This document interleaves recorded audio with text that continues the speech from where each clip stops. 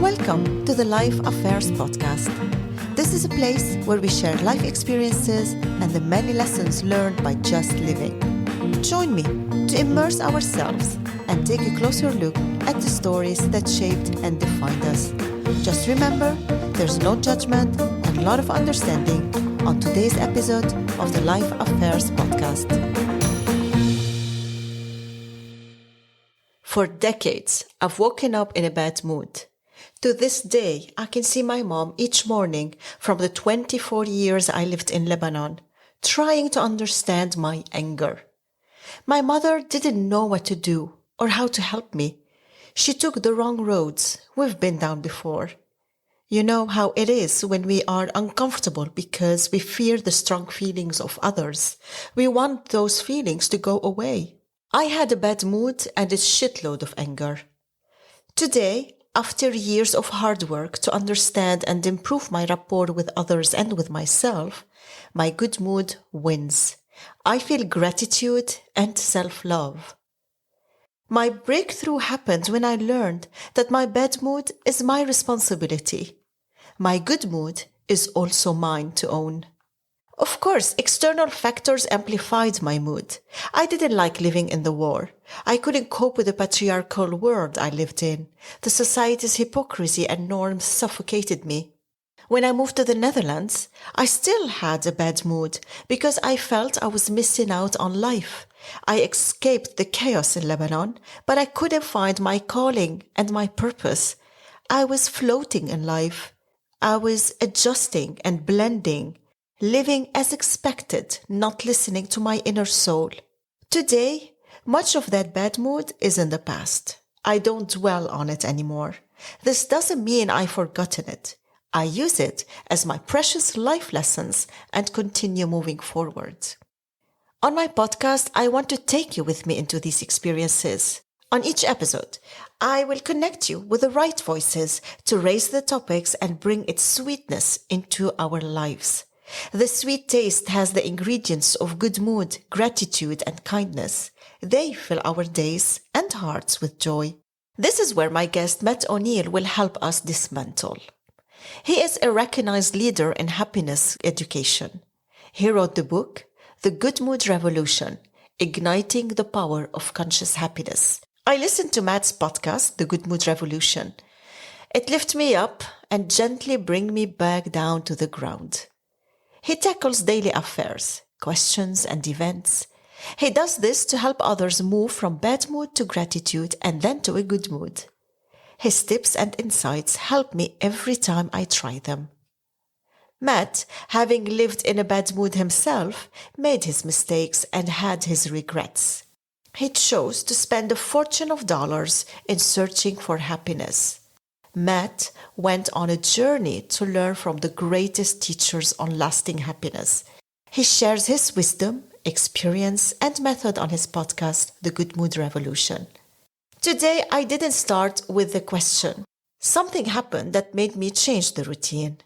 So join me now in this conversation and find out what has changed to my routine. I was planning to start with a question, but now I'm starting with an event that happened to me an hour and a half ago, and I felt in such a bad mood suddenly. My question will come after I tell you about the event. Okay. All right. My son has a friend from school playing with him, and I asked the friend when he will be picked up. He said his dad will call me. So his dad called me at 5 o'clock and asked me what time shall I come and pick up my son. I answered, now is a good time. He said, no, I can't. I will come over at 6:15. I was not upset because he's not coming at 5 o'clock to pick up his son. I was upset because why did you ask me what's convenient to me while you already have another time on your mind? And suddenly, my mood changed. I was upset and felt like really in a bad mood, like played or something. And this is what I want to ask you. What happened with me? Why this turned me into such a bad mood feeling? Oh, it's so wonderful. Look at you being so vulnerable. Rola, this is amazing that you can just talk about something so raw, because of course, most people don't want to admit that they get upset, especially not somebody with a microphone and a big time podcast like you. But that's the reason your audience loves you. So, anytime we're angry, we are believing three things. The first is somebody did something wrong. So he asked you to be polite, most likely. When would be a good time? Did he do anything wrong? After an hour and a half, no. Now that I'm But in the reflecting, moment, in the moment, but it in was wrong. in the moment, so this is how this anytime you get angry, if you just remember that you are in the moment believing these three things, all you have to do is question these three beliefs and the anger goes away. So the first, just know when you're angry, you're believing one, somebody did something wrong. Two, somebody is negatively impacted. And three, it's all their fault. In the moment when he said, hey, what time would you like me to come? And you said, oh, now would be really good. And he said, oh, I can't. You all of a sudden had this subconscious belief that he did something wrong. He asked you a question just to take it back, and that you were negatively impacted because you might have a belief that people should say what they mean, and that it was all his fault that he did this. So let's just dismantle these beliefs because the anger goes away. Like you could have gotten yourself out of a bad mood within 60 seconds if you had known these three things were going on inside of you.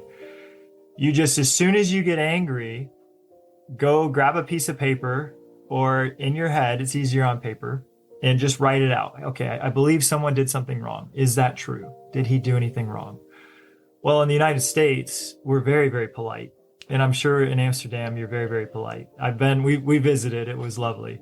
So sometimes we just say polite things like when would be good, just to be polite. And he might have expected you to say 6 o'clock or 7 o'clock. And then you didn't. And then he was kind of put out, he got caught in his polite little game, and rather than just coming out and saying, so according to his filter, that I should be polite first. Maybe it wasn't wrong to him. So I wasn't polite at the end.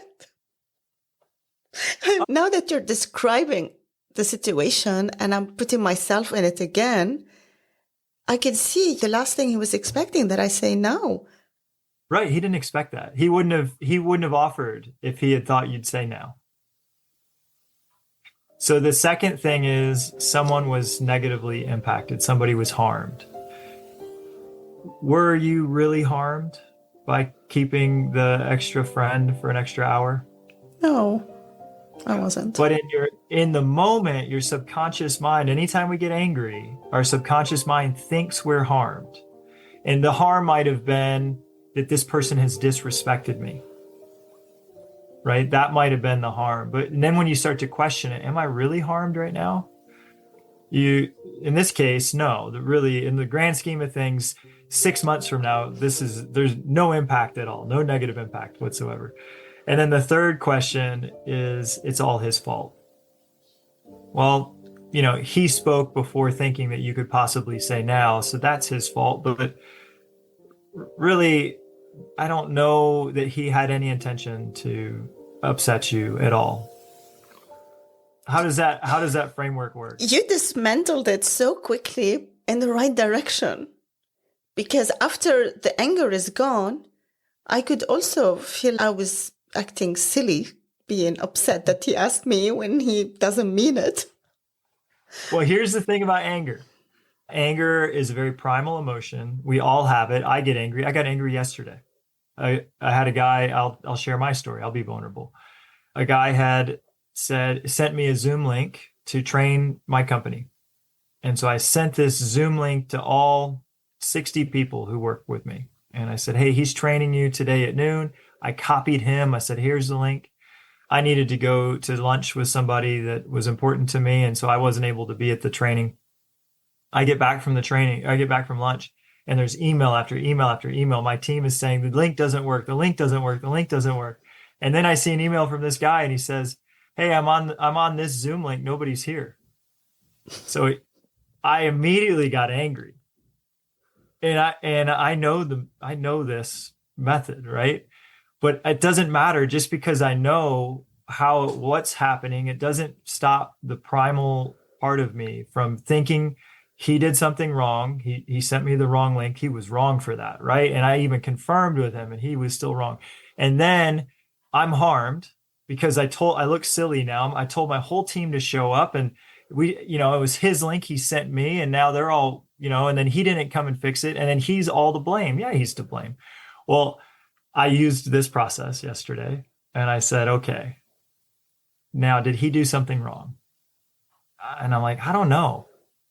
Maybe I grabbed the wrong link. I don't know if I did or if I didn't. In our anger, we're so sure. He sent me that link. Like when we're angry, we are convicted. We know the truth. But once we start to question it, I really was like, maybe I made the mistake. I don't know. And truly, I still don't know to this moment. And then the second thing is somebody was significantly harmed or impacted. I'm like, yeah, it's kind of inconvenient, but I bet we can reschedule. And we did. We rescheduled for today. So we weren't really that impacted. And the third thing, it was all his fault. Well, as I said, I don't know if it was a miscommunication on my end or his end. So I really don't know if it was all his fault. As soon as I used that three-phase framework that we just worked through with your son's friend, the anger was gone. It's like takes less than a minute. Yeah. Or we can be angry for an hour or 2 days or a month. I mean, you could dismantle anger, like childhood anger at parents that you've held on to for 3 decades using this. Paper, a pen, and put down why we feel angry. I'm going to see if I repeat them. They are now recorded and I cannot forget them. Well, I learned this from a guy named Dr. Mort Orman. He has spent the last 40 years as an anger management coach. And as soon as he explained this framework to me, I was like, wow, that's it. And he has claimed that anyone who thinks that they're an angry person, that's just who they are, that they can totally stop being an angry person if they are willing to question if their judgments are right. So the path to no longer being angry is to be humble and have humility, to admit maybe I'm wrong. Which is really hard. We can either be angry and right, or we could possibly be wrong and happy. And we have to make a choice, but we can't be right and angry and happy. You don't get them both. So which one do we want? I would rather be wrong and happy than angry and right. What brought you to this path? Were you very angry and decided I'm done with it? Or people ran away from you and you found yourself alone? I was so angry. Yeah, and that's actually what Dr. Orman says. Is he said, if you don't change these ways, you could end up alone. And he was facing that. He was very angry. He was a doctor, like a medical doctor. He said, in medical school, I had to be right. You want your doctor to be right. And so, but then he said, I brought it home and I had to be right with my wife and I had to be right with my kids. And I was driving my family away. And he said, I needed to make changes. Well, for me, my dad was a really angry person and really emotionally and verbally abusive. It was really a tough situation when I was really young. And then I grew up with a lot of anger and I would get really angry. I'd fly off the handle. And I just kind of thought it was in my DNA. Like, oh, my dad was like this. I've inherited this thing. He had a hot temper. I have a hot temper. And I thought it was who I was. I labeled myself as somebody with a short fuse. Did the people around you label you with this? Did they say you sound like your dad? That was the worst. Yeah. If anyone said that was the worst. But I would hear it. And one day in my 20s, I was out to dinner with a girlfriend and she said something. And I started to raise my voice and I was shouting in the restaurant and she got up and left. And then I'm sitting in this restaurant left all alone, and it hit me.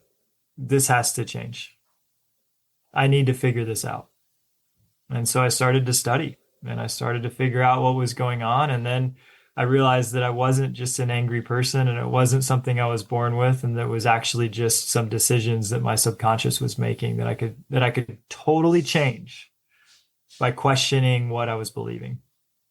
So you studied to get better. You didn't go into therapy. And what's the difference? And what did you choose for studies? I did. Yes, I've seen psychologists, I've seen psychiatrists, I've seen coaches, I've seen mentors, I've seen monks, I've walked on fire, I've flown all over the world. I went to Amsterdam and saw Tony Robbins when he was in Amsterdam. And yes, I just became a student of everything.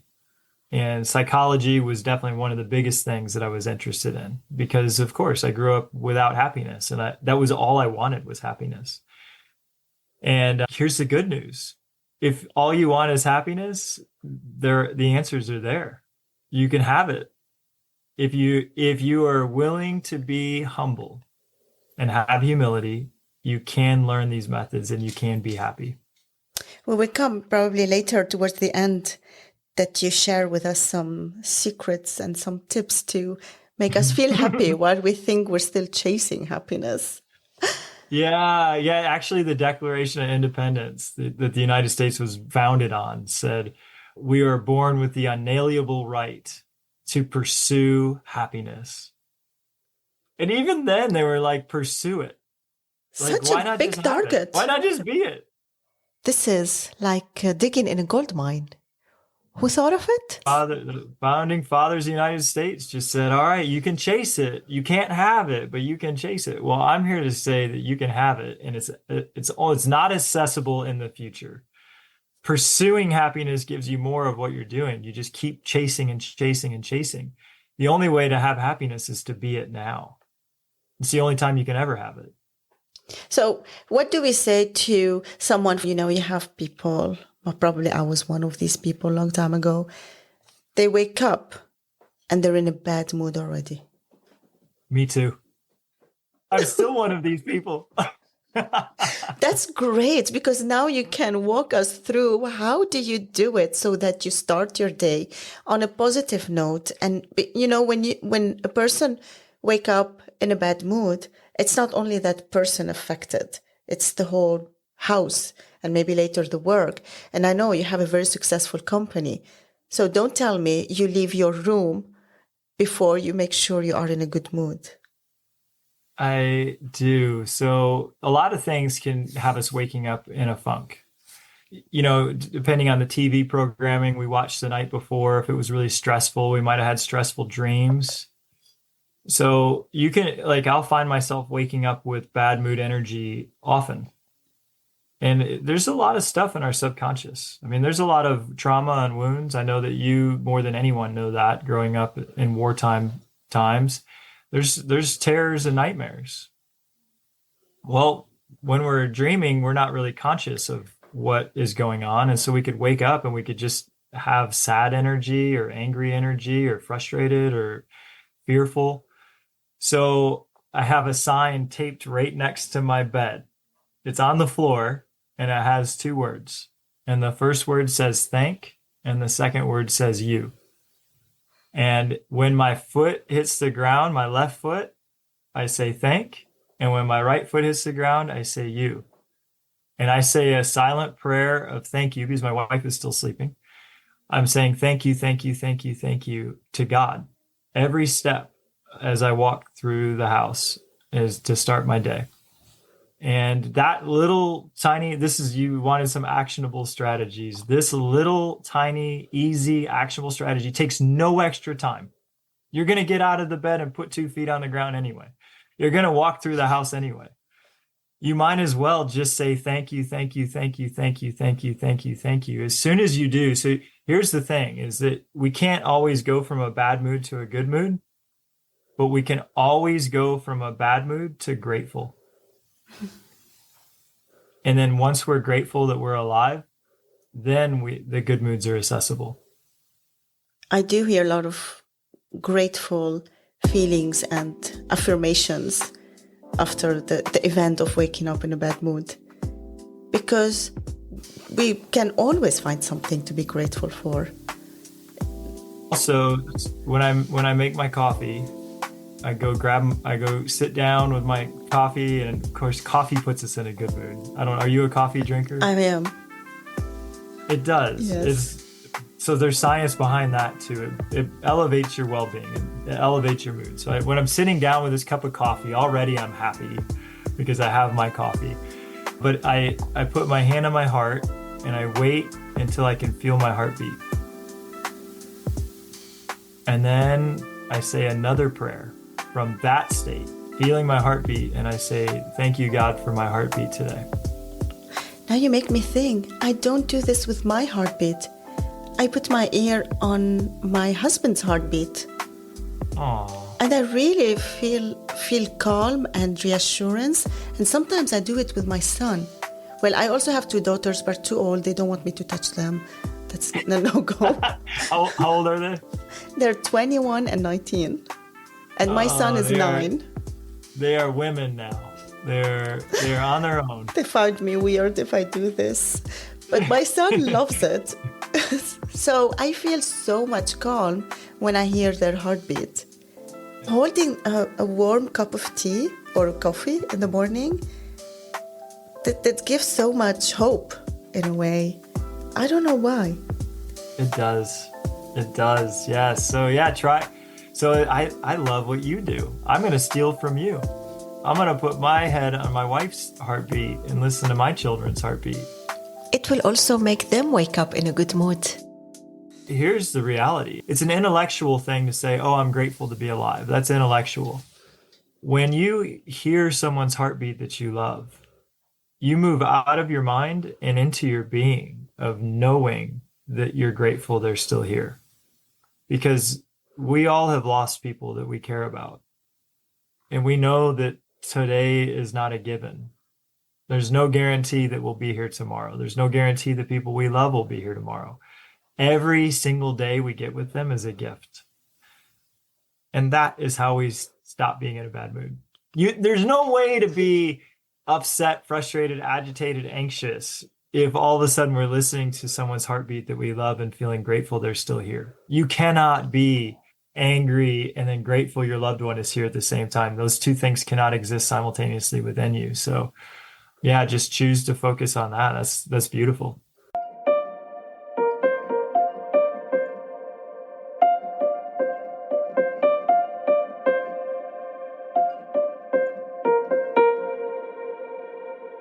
How do you help your children to, in addition to be grateful, how do you help them to regulate their positivity and their good mood? Because so much also happen, no matter how old or how young we are, so much happening in our lives.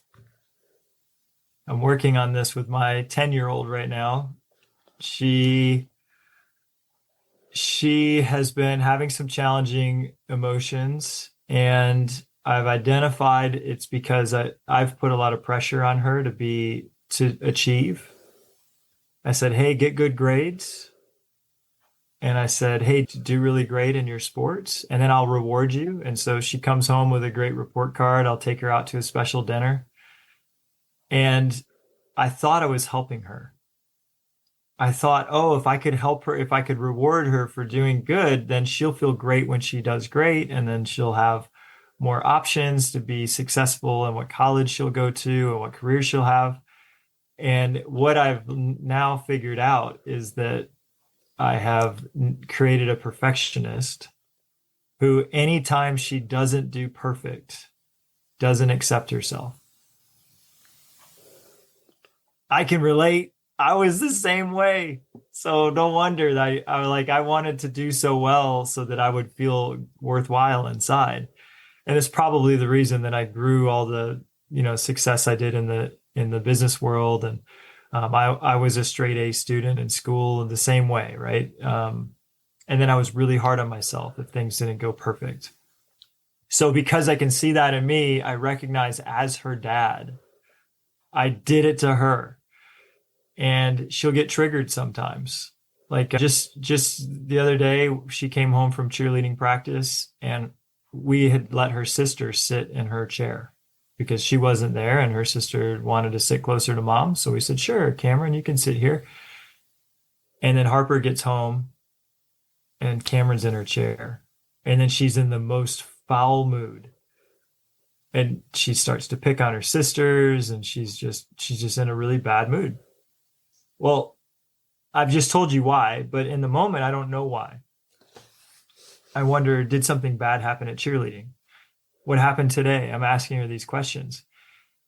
But as a parent, I need to figure out if a child's in a bad mood, they feel rejected or unloved in some way. So I was just searching my brain. How does she feel rejected or unloved? And then it hit me. Oh, Cameron's in her chair. And so she stormed off. She stomped her feet and went upstairs into her room and slams the door. And again, I don't know what's happening, but I went up there and I gave her a big hug and I said, are you upset that Cameron was in your chair? And she's like, no. And I said, I love you so much. We didn't mean to upset you. Cameron had asked if she could sit close to mom while you were at practice. And she said, you didn't even set my plate either. It's like I wasn't even part of the family tonight. And boom. And that was like the admission. So this is a 10-year-old's mind. And this is our job with parenting, is to, when our children are upset, we need to do our best to figure out, where do they feel unloved? Where do they feel rejected? How are they feeling unaccepted? And that's all they want, is to feel loved and whole and accepted exactly as they are. And if we can give them that feeling, then their bad moods go away. They just really need to feel safe and secure and loved in all circumstances. So I'm working really hard with Harper right now to help her feel safe, secure, loved, and whole, if she gets poor grades on her schoolwork or not. What's wrong with us parents? We demand so much from our kids. Grades. All we think about is their grades. So much pressure. Today I was listening to a podcast by Dr. Shefali, and she described exactly what you described. We parents project our failures or our hope on our children. We don't give them the space to do and decide on how they want to do it. So the example you gave about asking her to have good grades and then reward her. Now this makes me think of two things that I want to ask about. I wonder if mothers act the same, because men like to be rewarded for their achievement. So you're telling your daughter, I will reward you if you get high grades. You didn't give her another option. Well, you won't reward her if she doesn't get the grades you're expecting.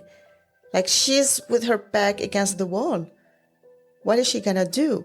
So what method are you looking for now to overcome this thing you promised her and she can't deliver probably? I'm so glad you asked.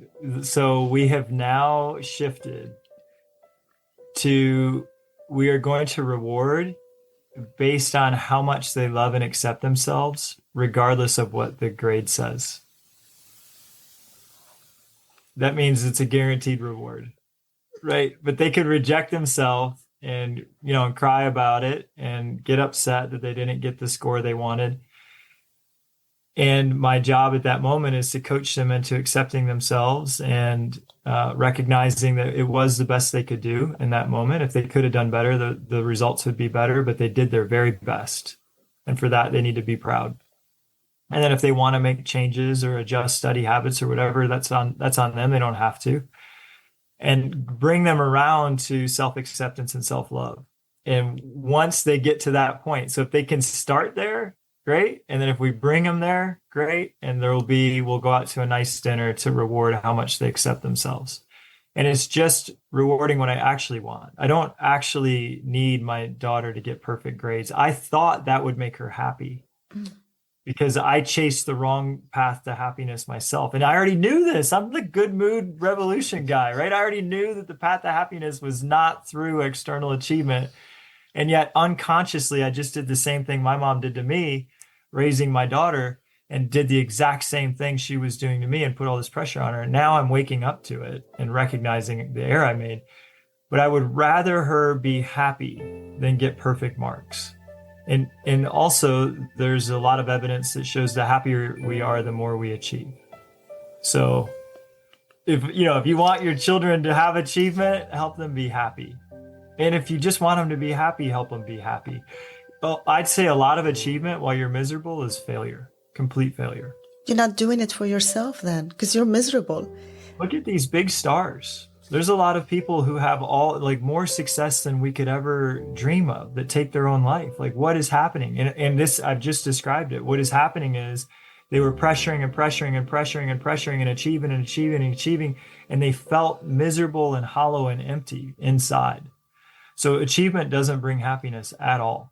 Well, I'm grateful for Netflix because it has documentaries about all musicians that fell really hard because of how much they wanted to achieve, all the athletes that fell really hard because of all the achievement and pressure they had on them. And we watch these series. I used to watch them. They are kind of inspiring, but at a certain point, I'm like, I'm not going to watch another person killing themselves to achieve something and then really dying inside because it was all to meet certain expectations. Society have this on us. Schools have it on our children. I cannot say that we parents should be so hard and blame ourselves this much. There is a lot of pressure around us. And hopefully with the Good Mood Revolution and a podcast like mine, people will start talking. We also, parents, don't talk. When was the last time you were vulnerable with another parent and talking about children issues? All the parents are just, playing the perfect part, trying to pretend like their kids are doing really well and that everybody's happy. We all think we're being judged by each other. But you know what? In their house, there's arguments and stomping and slamming of doors too. Raula, I think you're right that it is society too. So I can't take it all on my shoulders. The whole system. You're given this grade and you're compared against the other kids in class. The whole system is trying to show you that if you're at the top, you're the best. And if you're not, you're not. And it's just the way it is. And look at our society too. We are being brainwashed with luxury cars and luxury bags. And my daughter wants all this skin cream because all the influence. We think that this success is going to give us happiness. But this is where this all comes from, is the human ego. The ego, if you think about our humanity, survival, if you were very, very popular coming up in a tribe, if you were well-liked and well-loved, you were probably protected. And if you were not well-liked, if people didn't like you, they might kick you out of the tribe. And if you got kicked out of the tribe because people didn't like you and you were on your own, your chances of survival were practically zero. So there is a piece in us that feels like it's life or death to succeed and be well-liked and be popular and have people admire us. It's a survival instinct. But happiness doesn't come from that. Sure, it helped you survive in the tribe. We're not in tribes anymore. If somebody doesn't like you, it doesn't actually kill you. So if we can recognize that this is a survival instinct, we can stop playing the game and we can say, oh, okay, there's that competitiveness coming out. There's that desire to be the best coming out. I know that that's just part of my hardwiring system. What I really need right now is to give myself acceptance and love for where I'm at. Very much true what you're describing. It's in our DNA, even though we know no one is coming to kill us. It feels like this sometimes. It does, doesn't it? No, rationally, we know. We're like, oh, no, I'm not going to die. But it's the same thing with that anger we were talking about.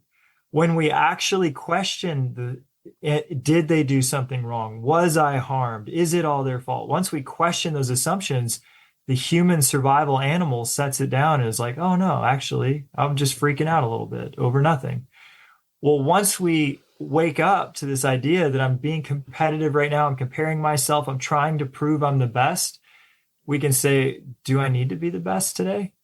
Do I have to beat those people? Do I have to look better than everyone? Do I need to get these good grades? What would happen? Will I die? No. Okay, well then that's the same way, is that then we can now choose to be happy instead of choose to be competitive. Yeah. How do you go about the good mood revolution at work? You have 60 employees, you said, and everyone has a temper. Everyone comes to the office in a mood. And I know that your company is in the top best places to work for in South Carolina, correct? So the last 4 years in a row, really since I've embraced this podcast and the conversation we're having, we have been named in the top 10 places to work out of 470,000 companies. Thank you. We were just number 2 this year. We were the number 2 company out of all those hundreds of thousands of companies.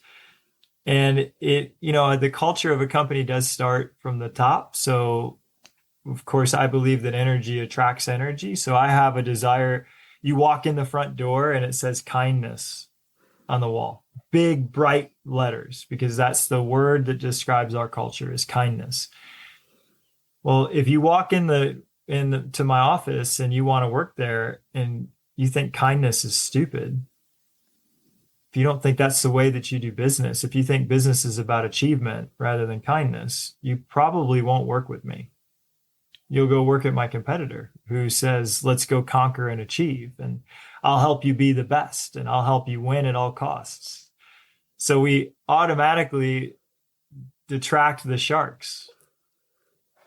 And so I don't have as many tempers and flare-ups and hurt feelings as you would imagine. The other thing we do is we're really intentional about it. When you sign an agreement to work at my firm, you sign an agreement to honor our core values. And kindness is one of the 5. Another is integrity, that we're going to do the right thing, regardless of how it impacts us. We're going to do the right thing. Well, if somebody violates our kindness core value and violates our integrity core value, the integrity core value is probably an immediate release. If they harm a client intentionally, we don't have second chances on that. The kindness one, we give them a performance plan. We say, hey, you're violating this core value. You've got 30 days to, work on it. We're here to coach you. I mean, I've got the Good Mood Revolution podcast. Start to listen to that. I want you to be kind, because when you're kind, you're happy. You just are. And if you're being mean, you're not happy. So again, like the whole purpose of life is to enjoy it. That's it. The money doesn't matter. It goes away. If we're not enjoying our time here, we're wasting our time here. So I do try to coach somebody before we move on from them. And some of them just don't choose it. And we'll just coach them out, and we'll help them land in a good spot. But if they're going to yell at our employees, if they're going to yell, like we just had unfortunately, I had to move on from somebody today. This is the third time he's got into shouting matches with people in the last 6 months. And it's just not something that we're going to have around, because if I let one person shout at other people and treat other people like that, well, then the rest of the people that don't do that now feel like they're in an unsafe workspace. And Absolutely. They feel like their feelings aren't good enough to be protected. So, super kind again with the way that we moved on from this guy today. I just said, hey, I want the best for you. We want to help you transition to a new place, and I'm gonna give you some time. We're all here for you. I really like you as a human being. I want to see you do well. All this is true. I don't want to harm you. I want to help you. Just let us be there with your transition. And at the same time, you know what we value in this company, and you just haven't been able to stick with that value. And he was cool. He understood. He got it. I mean, so how do we do this at work? It's just an intentionality every day that we're cultivating a kind culture, and that we don't, because I'm the owner of the company, I get to say, if you're not kind, you don't get the privilege of working here.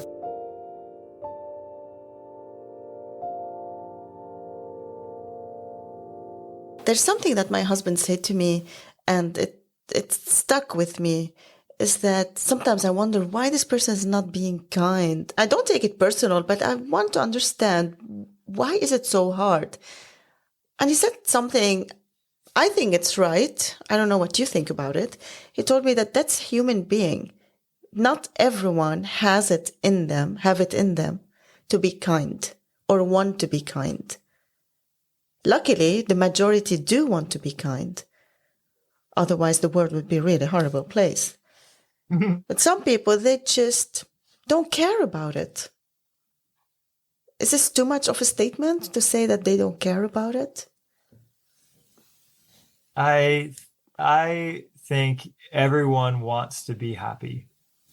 And I think some of us just haven't yet learned how. So I don't think it's so much that they don't care about being kind as they're so wounded and they're so traumatized and they're so hurt that they've put up walls around their heart to protect. If we knew their story, if anyone that's being unkind, if you truly knew their story, you would weep for them, because there's so much hurt that they feel like they have to put up this wall. And then they put up the wall and then they throw out bombshells over the wall to attack you first so that you can't get close enough to them to hurt them. And if you could just get to the little wounded child behind the wall and behind all the mean attacks, you would see a child that was just wishing to be hugged. And that what that person really needs is a lot of love and understanding and time. And then, yes, they do have the capacity to be kind, but there's a lot of healing that has to happen to get there. Some of them, so I'm going to agree with your husband. Some of them, it's so much work. They would have to do so much work that they're not willing to do that work. And they would just decide it's easier to just stay mean than to heal myself. And they'll probably work on it next lifetime. Yeah, probably. As you say, that's so true. It might be so much work, hard work, that they'd rather just keep the easy way, the thing they know they're comfortable with, and continue. Yeah. So if we take it into practical advice, okay, at work, at the work floor, and we can apply this also in our personal lives. Two situations. The first situation is an unkind manager. And the second situation, an unkind colleague. Yeah. So when this occurs, what most of the time people stay silent, don't say anything, think and like aggravate or go and gossip about the situation rather than facing the person. But all comes from a place of fear. How do we approach that without being gaslighted, without being rejected or not taken seriously? So let's start with an unkind manager. It's the number one reason people leave their job. So is it rather leaving than talking about it? No, I just the same way that we did with this individual today, I would give the manager an opportunity to understand what's going on and give them an opportunity to change. I believe all of us can change. It doesn't mean that we'll all choose it. But yeah, we are afraid. We're afraid that, again, this is human survival. I'm afraid if I say something to this manager, I could lose my job. And then how would I pay my bills? And I have children to feed and I have a wife that's supplying, she needs me to take care of her and I need to take care of myself. So I'll just deal with it. I'll just be unhappy and deal with this punishment from this manager. Don't ever do that. If you're listening to this show, you have always been okay. If you're here today, God has provided you everything you needed to survive. If he didn't, you wouldn't have survived, but you have. So in every single situation where you were afraid that you wouldn't have enough, you've always had enough to survive. So it will be the exact same way in this case. You have to understand that your happiness is really all that matters. This idea that I have to suck it up and make money and be unhappy and miserable to do it. Money is so unimportant compared to time and happiness. If we do something that we hate for money, the money is the booby prize. It doesn't even matter. Our time and happiness is the only currency that even matters in life. So you have to understand that and get to that point so that where you can say, okay, my happiness means more to me than the security of this job, and I can always find a new job. And then I would go talk to the manager. Now, kind of what we talked about with anger at the very beginning. We can't go in thinking this person's wrong and this person's harming me and this person, it's all his fault. We have to go in with a completely open mind to say, there's probably both a misunderstanding. An argument always takes two sides. And yeah, maybe he's harming me with the way that he's talking. So maybe that part's true, but it's probably not all his fault. Maybe it's because I haven't communicated the way I want to be treated is why he's treating me in this way. And if I just communicated it, things could be different. So we're going to go in with a lot of humility and just have an open heart-to-heart conversation. I would say to a manager that was treating me in a way that I didn't enjoy, I had a job actually like this when I got out of college. It was 3:00 on Christmas Eve. And we were laughing and joking around, and we weren't working, of course. The job was to sell copy machines.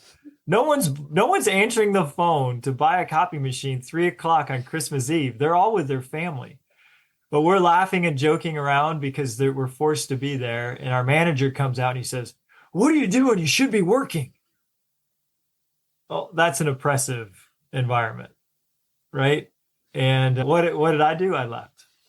I didn't talk to that manager, but I was a lot younger.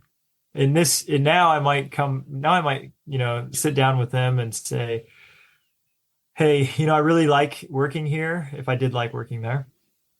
And, I really respect the way that you have taught me how to sell copy machines, and I enjoy the people I work with. I enjoy your company. There's just a couple things that I wanted to talk with you about to see if we could strengthen our relationship. On Christmas Eve, I don't know what was going on, but that really hurt. It's Christmas Eve and there wasn't really anyone to answer the phones, and we were having a good time. And I want to work in a place where we can have fun and be successful at the same time. I've been exceeding my numbers. I'm hitting my numbers. Are you happy with my performance?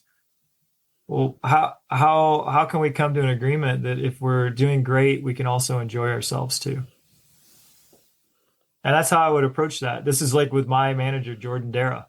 Jordan, if you're listening to this, yeah, that really upset me that day on Christmas Eve.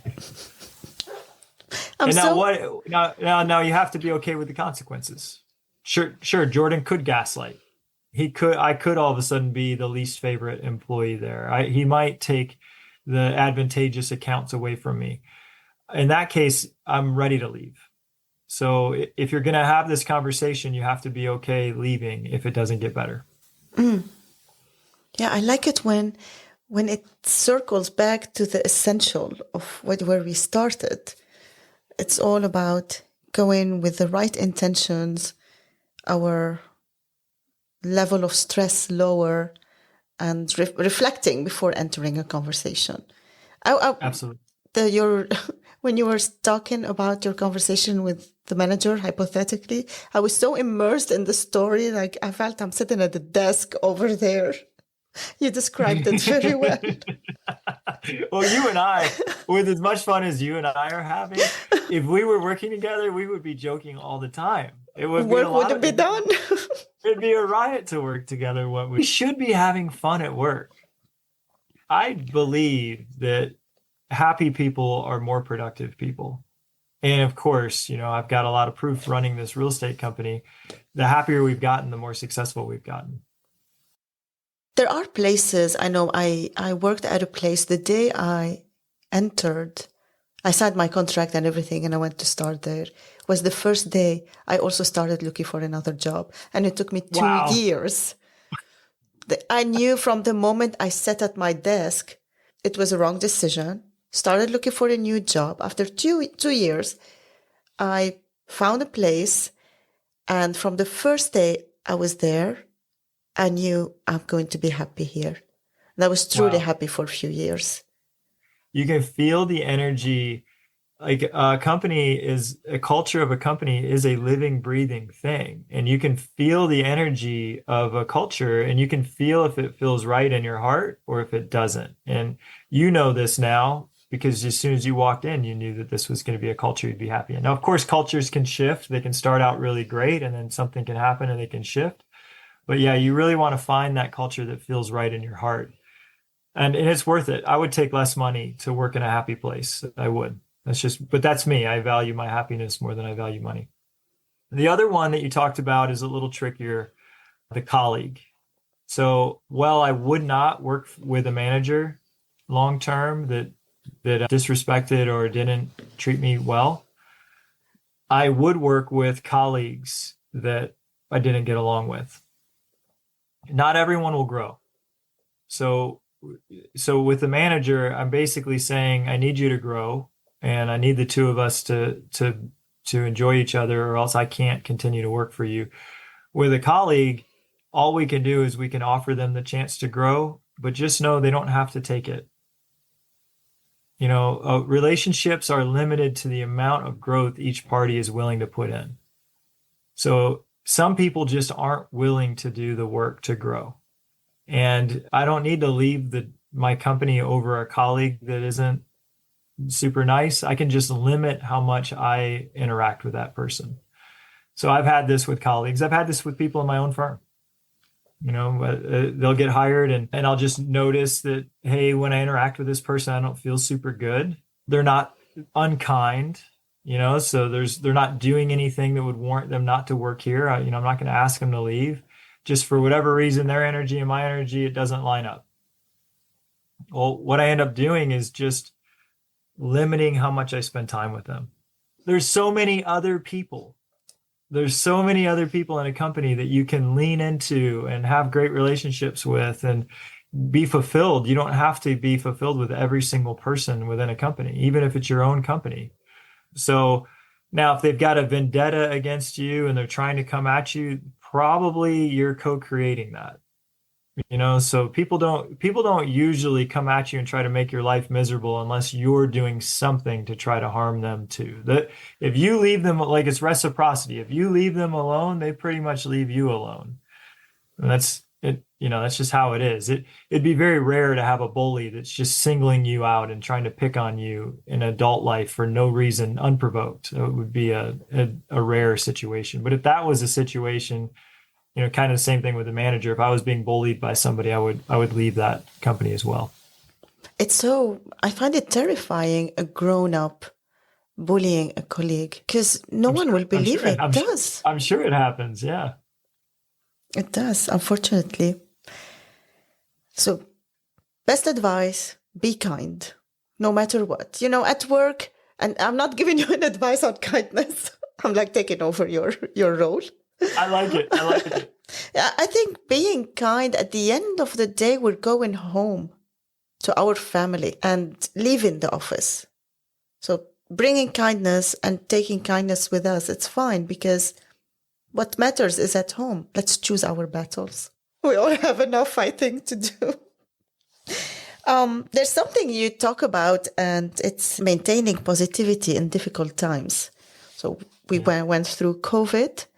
And now there is, for us in Europe, the war is close by. There is war in the Middle East. There are difficult times. There are also wars everywhere and difficult times everywhere. So how people can maintain positivity? To give you a little bit of more specific scenario on this matter. When something negative happens, for example, we hear about so many shootings in the US. I cannot imagine people waking up the next day at a school shooting that happened. So people waking up the next day, it's like a collective bad mood. How can we maintain positivity in a collective bad mood situation? We can't ignore it. We can't put on a fake happy face and pretend like we're positive when our heart is really troubled by something going on. Like, of course, if we feel really sad about what people are going through, we have to honor that feeling. So the path to good moods is by fully letting the bad moods process. And so sadness is a mood that you can process, but you don't have to stay there forever. It doesn't have to be a lifetime mood. For me, I don't pay attention to the news media. Now, some people are like, oh my gosh, how do you not know what's going on? What if there's a school shooting, right? They'll say this. And I say, if there's a school shooting, I hear about it. Everyone's talking about it. And if it affects me and I feel really sad about it, I'm going to pray. I'm going to pray for those families. So the action that we can take when we feel sad about something that we can't directly, sometimes we can directly do something. So I'm on the board of Make-A-Wish South Carolina. I really have a heart for kids that are struggling. I can do something. I'm a wish granter. I go meet their parents and I meet them, and while they're in their darkest times, and I talk about granting their wish, and I raise money to have money to brighten these kids' lives. Like, I can do something to alleviate their suffering in some small way, and it actually helps a lot. But I can't do something for every charity. I can't do something for everybody that's going through a hard time. But if something's on my heart and I can't go to the Middle East and actually help those people because there's other priorities for me going on right now, then I pray. And I know that there is a reason for everything. And sometimes that reason isn't revealed until after this lifetime. But I also know that, like, God is a good God. And in a long enough timeline, and it could be thousands of years, everything will make sense. It always has. I mean, this is what I love about history. We can go back and look at history and we can see that we've learned and we've grown. I think humanity's continuing to evolve into a higher and a higher and a higher consciousness every century. Other people say, oh, things are going in the wrong way. They're going in the wrong direction. I'm like, do you know where we were in the early 1900s? Like, people were being put into gas chambers. Like, it was horrific. You know where we were in the year 1000? Like, people would, like, stab you on the street. Like, even in the 1800s, people would like get upset with each other and duel with guns and just kill each other in the middle of the street. Like, this was just, so where we're at in 2024 is so much more of an understanding, compassionate place than we've ever been. And where do you think we're going to be in 2034? Where do you think we're going to be in 3034? Right? Like, it's just going to continue to get better and better and better. And I think just like in our lives, sometimes we go through a hard time to teach us not to do that again. I think our culture globally, sometimes we have to go through some hard times to learn that that's not what to do. And I know that those are hard lessons. And of course, real innocent children and people are being affected. And so I just pray. I pray for their families. And that helps me feel better in those moments. Your answer is very satisfying for a few reasons. First, because it's true. The more we know about what's happening in the world, the more we will feel anxious and worried and stressed. So the less we look at the news and hear news, especially when it's not really detailed with the right information, it's not good for us. I also feel really satisfying in your answer is that the world now is not as bad as it was. And it's true. We live in the most safe times in human existence. My grandfather came to the United States on the boat from Ireland in the early 1900s. And my family and I just went to Ireland to visit, and we went to the Irish History Museum called the Epic Museum. And it was shocking. It was every 100 years there was a brutal war. And it was just famines and plagues and mass, like, children dying and malnourishment. And it didn't get good until the 1940s. The history of Ireland was just misery until the 1940s. So I would assume, and I don't know all of world history, but I would assume that it's like that in many countries, that things are probably safer, as you've just said, now than they ever have been. We forget that because we don't look back in history, and there's so much to learn from it. What are the tips, like quick tips, that we can use every day? I mean, the thank you, gratitude, I definitely will start doing it. Listening to the heart of someone to calm down. What are the tips that you can add to these so that the listener will feel motivated to chase good mood rather than be stuck in bad mood. To be in a good mood. Yeah. To choose to be To in choose one to be in a good mood. now. Yeah, my favorite one, I do this every day. Our brain loves to think of things that didn't go well. And it beats us up. So you don't have to think about when you said the wrong thing. You don't have to think about when you were embarrassed and put your foot in your mouth. You don't have to think about when you messed up. Your brain is always bringing it to your attention. And that's the survival thing. It's like, hey, wherever you're messing up, it could hurt you. So I have to show it to you so you get better at it. But your brain doesn't focus on all the good things you did. It just tells you on where you're not good enough. It figures if you're doing something well, then good, you got that. We don't need to, that one's covered, it's going well. But what about this? You messed up over here. Like, you have to get better. So every morning, to counteract this negativity that will never go away, I write down 3 things I did well the day before. It's really simple. It takes me less than a minute or 2. But I'll sit there with a pen and paper and I'll think of 3 things that I did well. So here I am on this episode with you, and I've had a day already. So let's just think of 3 things that have gone well for me today. I got to drive my kids to school on the golf cart, and I gave all of them a hug, even though they were trying to run away before I could. But that was a win for me. So that was one of the things that went well. And then I finished a project that was really big for my property management company. We're redesigning the website, and I completed it today, and I turned it in. So they said we'll have a new website within 2 weeks, but it wasn't going to happen until I did that thing. And then I got to get on with you and have a wonderful talk about how to feel good. There we go. 3 things. And so if every day, I mean, how long did that take? Less than a minute. But every day, if you can just write down 3 things you did well, over time, you will become such a person that feels confident in who you are and that you're doing good in the world. And, so I just want to talk about why this is so important, because we won't do something if we don't understand the meaning behind it. Anytime, like I used to think when I was younger, when I had bad moods pretty consistently, that the harder I was on myself, the better I would do. And thought, okay, if I'm super hard on myself, then that'll motivate me to be better. So I'll be my worst critic. I'll be the one. No one can be a harsher critic than I am. And I wore it like a badge of honor. Like, that was good.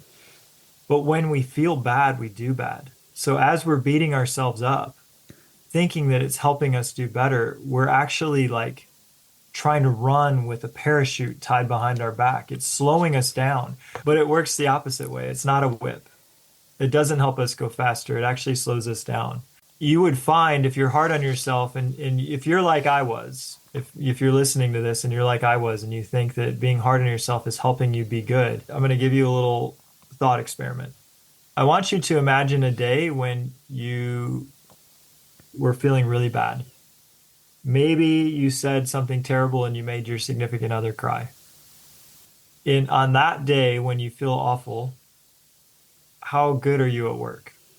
If you're like me, you're terrible. Like, if I made Katie cry, like I can't focus on work at all. I'm too upset that I've messed up. Well, now think of a day when you feel really amazing. Like, you're really proud of yourself and you feel on top of the world. On the days, and Raul, I'll ask you this, on a day when you feel amazing, what can you accomplish on that day? I feel like my day was just, I accomplished at work, I cooked a nice meal, I played games with my son, picked up my girl, where I always tell her I'm not going to pick you up. Yeah, it makes a difference.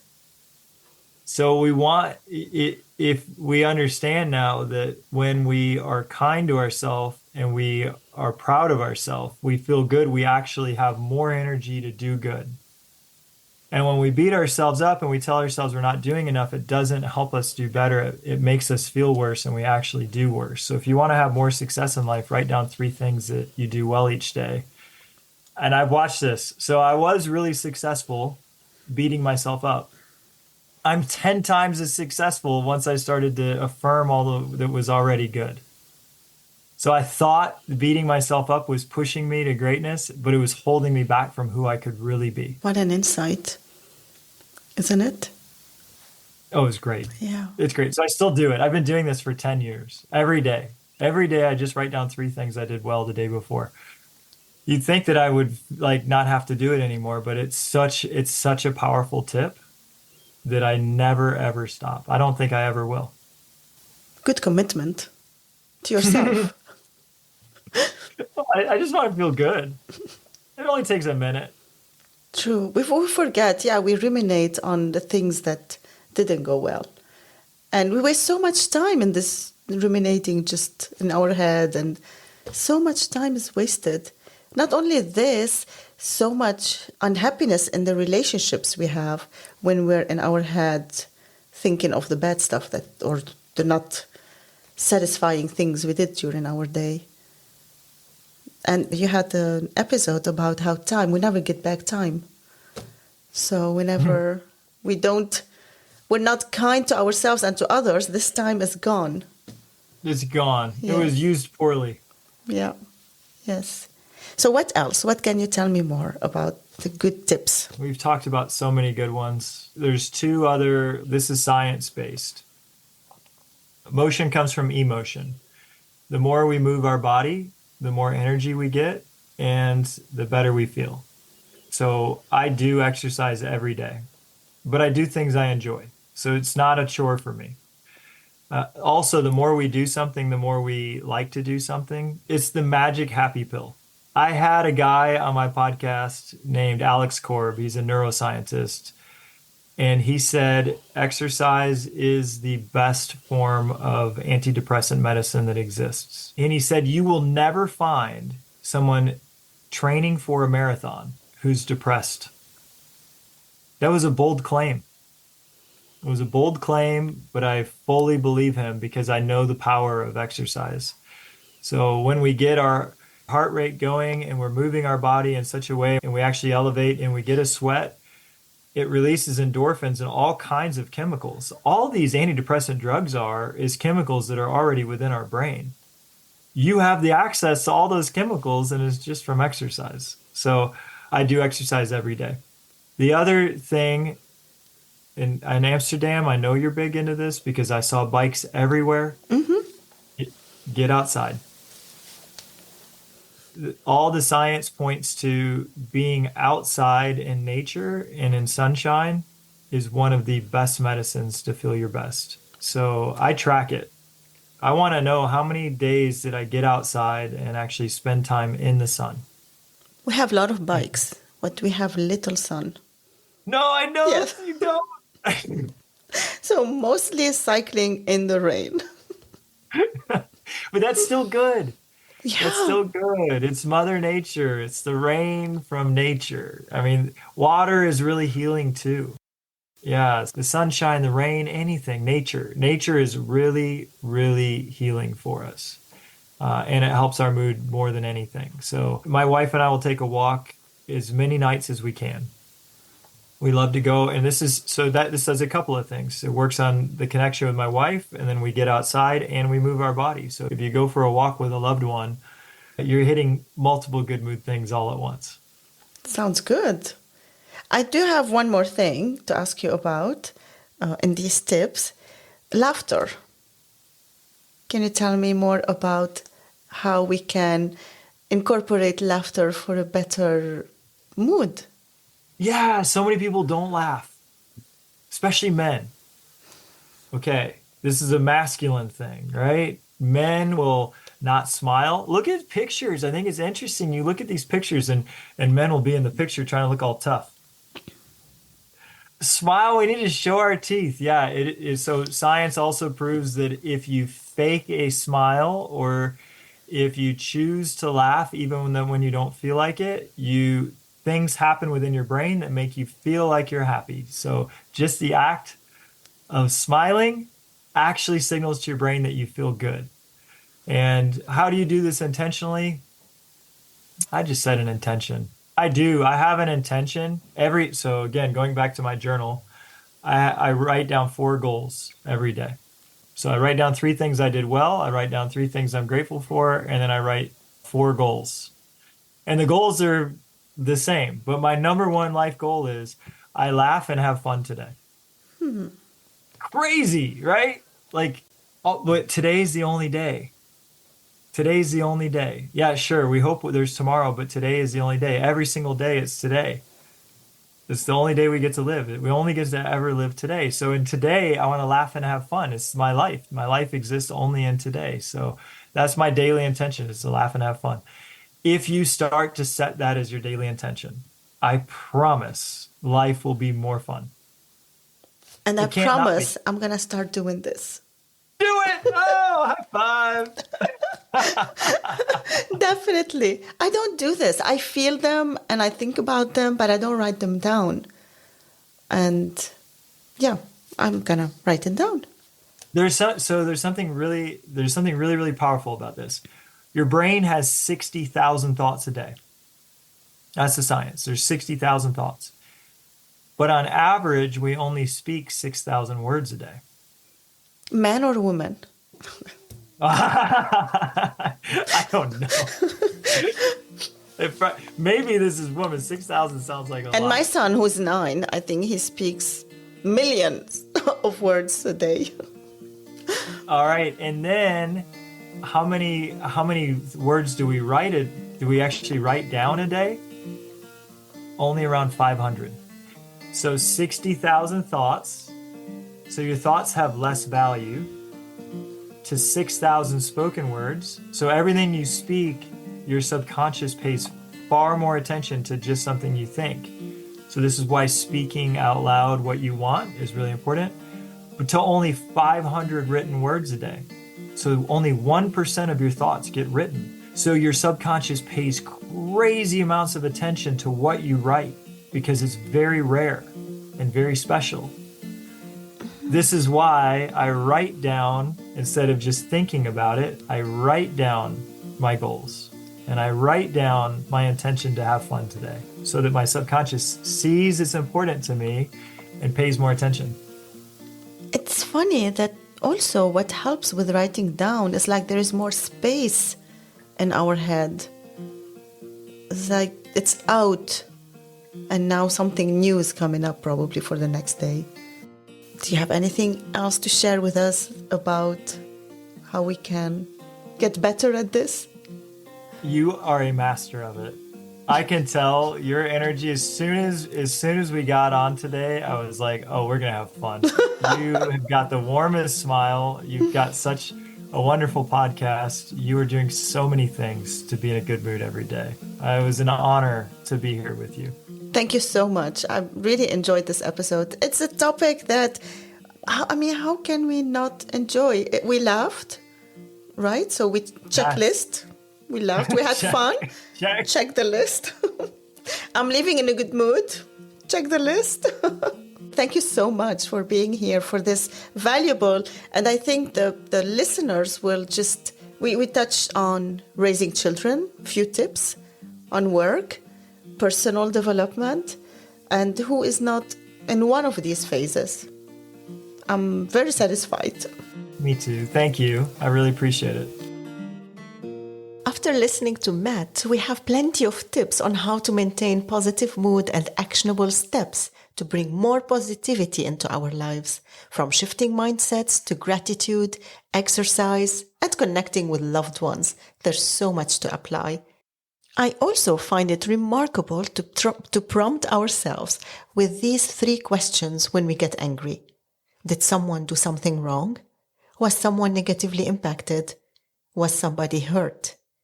I'm curious to know what tip or tips each of you will pick and integrate into your routine. Is it a morning thank you? Are you going to jot down 3 accomplishments or simply smile more often? I believe that small changes can lead to big transformations. In the show notes, you will find a link to Matt's website to find out more about his book and a link to his podcast. I invite you to share your experiences and any changes you make on my social media or email, which also are in the show notes. Now, in the next episode, we'll be joined by Artemisia Divine. It might be for your ears only, or for you and your romantic partner to enhance your sex life together. I believe when we are in a good place in our relationship, there is plenty of room to play and enjoy our sexuality. See you next time. Thank you for listening to today's episode. If you enjoyed it, please share it with your friends and family and ask them to subscribe. Leaving a rating and review on platforms like Apple Podcast can also help boost the podcast ranking. Your support through word of mouth is greatly appreciated. If you feel I'm encouraging you to tell your story, contact me on rula@thelifeaffairspodcast.com. You will see my email in the show notes. I'll see you next time.